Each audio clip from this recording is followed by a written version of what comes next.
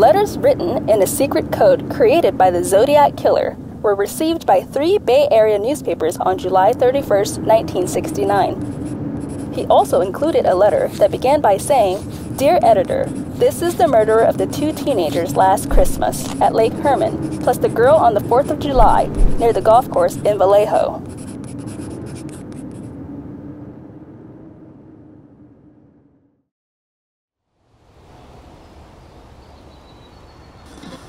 December 20th, 1968. Benicia, California, Lake Herman Road. Lover's Lane, the backdrop of many classic horror stories which feature a young couple, usually engaging in acts of romance, only to be interrupted by an attacker. On this day, however, this was no movie, and the couple, David Faraday and Betty Lou Jensen, were not playing roles, and the attacker was not an actor. This was the beginning of a baffling spree, one that would capture the imagination and terrify the nation for many years to come. Reportedly, the assailant approached Faraday and Jensen at gunpoint as they sat in their vehicle and ordered them to get out of the car. The couple complied and bullets rang. David Faraday and Betty Lou Jensen's lifeless bodies were left exactly where they fell. With 2 bodies and no trace of a suspect, the police were left without a single lead until July 4th, 1969, Vallejo, California, Blue Rock Springs Park. While sitting in their vehicle, Darlene Farron and Michael Mageau noticed a car pulling up beside them. The vehicle idled for a moment, and then it left. Roughly 10 minutes later, the same vehicle returned, only this time, the driver, armed with a 9mm pistol, got out of his car, aimed and fired shots at Darlene and Michael as they sat helplessly in the seats of their car. Unfortunately, Darlene did not survive the attack, but Michael, who was gravely wounded, did. At about 12:40 a.m., the Vallejo Police Department would receive the first lead in a case that would baffle and mystify authorities for many years to come. A call came through to the department, and on the other end was a man claiming to be responsible for an attack that same night. He also went on to confess, "I also killed those kids last year," referring to the earlier attack on David Faraday and Betty Lou Jensen at the Lover's Lane in Benicia just months ago in December of 1968. July 31st, 1969 to August 1st, 1969. Weeks after the attack of Darlene Farron and Michael Mageau, 3 Bay Area newspapers, the Vallejo Times-Herald, San Francisco Chronicle, and San Francisco Examiner, each received a letter on the same day from a mysterious sender. In his terrifying public debut, where he seemingly gloats about the murders, the killer began by saying, "Dear editor, this is the murderer of the 2 teenagers last Christmas at Lake Herman, plus the girl on the 4th of July near the golf course in Vallejo." Included with that note was a cipher which was broken up into pieces and distributed amongst the 3 newspapers.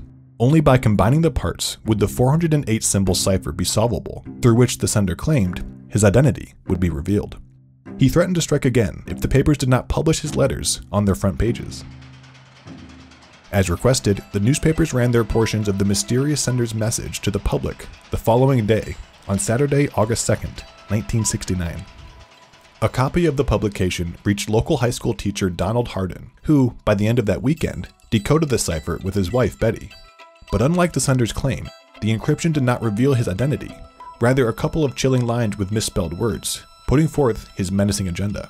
The decoded message read, "I like killing people because it is so much fun. It is more fun than killing wild game in the forest because man is the most dangerous animal of all." The phrase, "man is the most dangerous animal of all," directly references the title of Richard Connell's short story, The Most Dangerous Game, published in 1924. The plot is about a man who hunts for humans.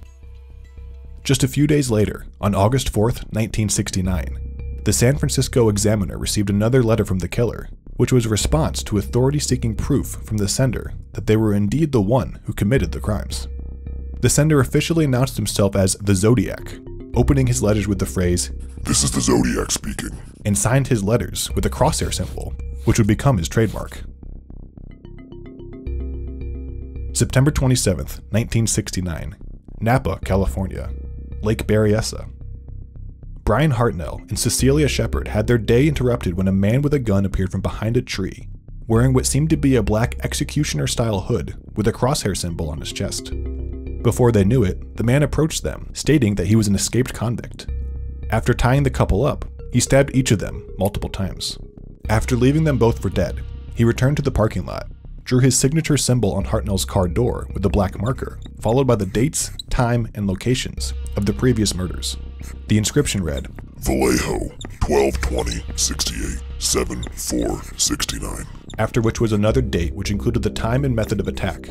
September 27/69, 6:30 by knife. Then, at 7:40 p.m., the Zodiac used a payphone to call the Napa County Sheriff's Office and reported his own crime, in which he gave specific details along with the statement, I am the one who did it. Brian Hartnell survived the attack.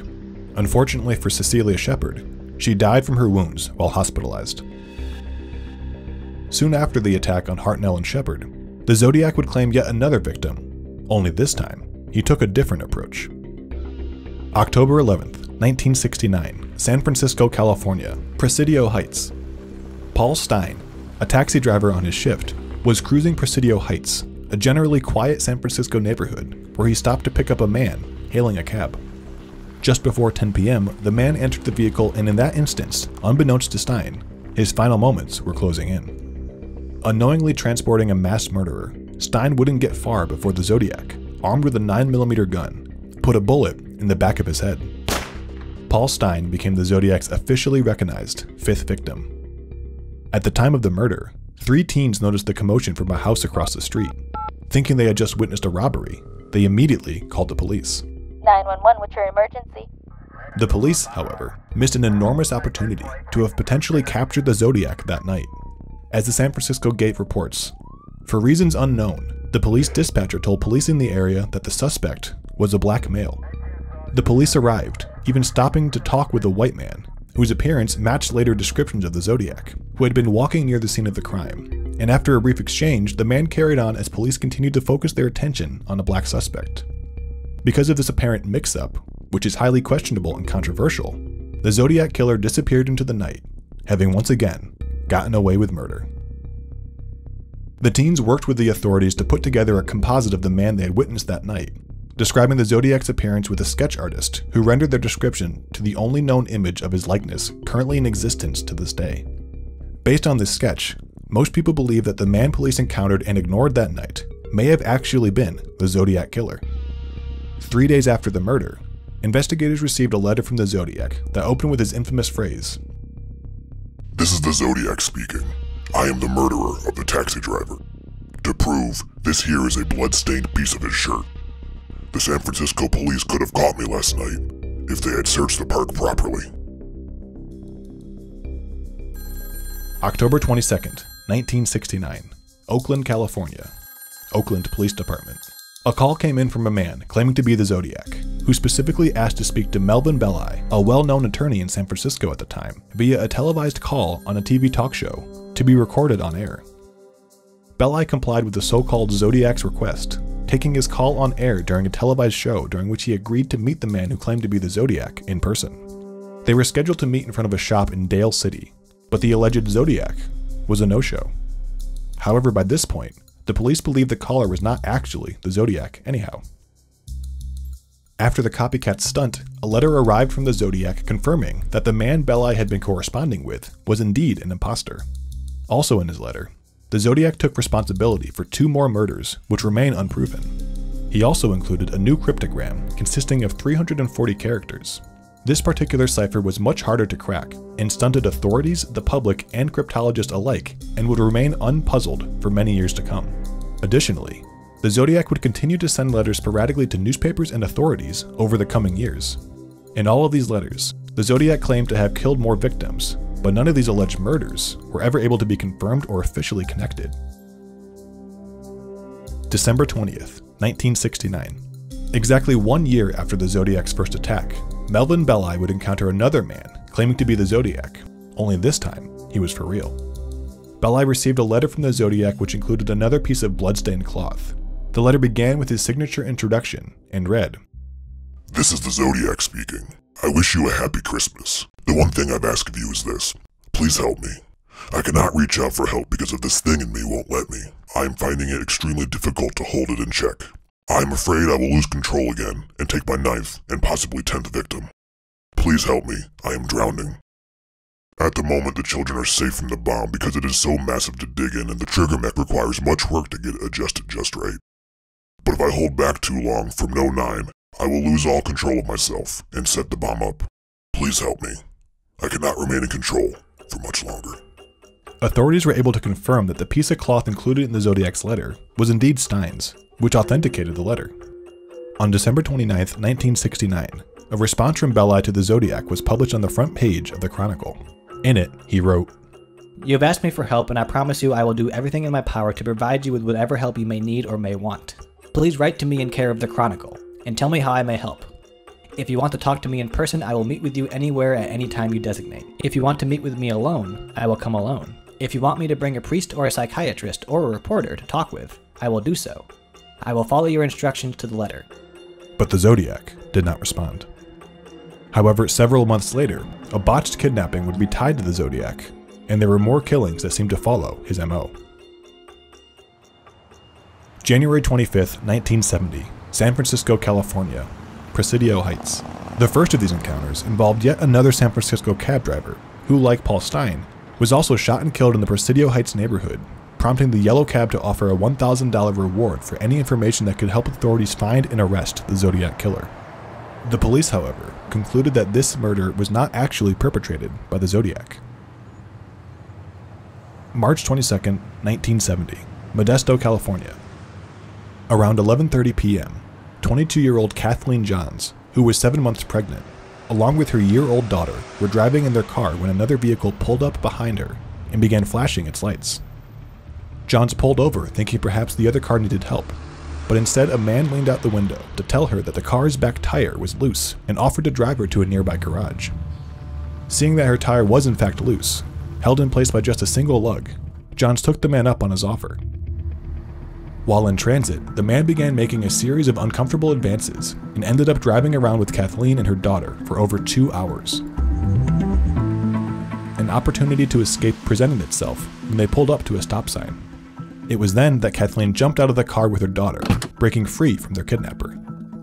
Kathleen found her way to the police station to report the crime, and upon entering she noticed a sign with a sketch of the Zodiac Killer and broke out in hysteria, claiming that the man in the sketch was the man who had picked her up. Months after the incident, and after the Zodiac claimed to have murdered at least 10 more people, all of which were unconfirmed, he sent another letter, this time claiming responsibility for the kidnapping of Kathleen Johns and her daughter, in which he stated, "This is the Zodiac speaking. I am rather unhappy because you people will not wear some nice Zodiac buttons. So now, I have a little list, starting with that woman and her baby that I gave a rather interesting ride for a couple of hours one evening a few months back that ended in my burning her car where I found them."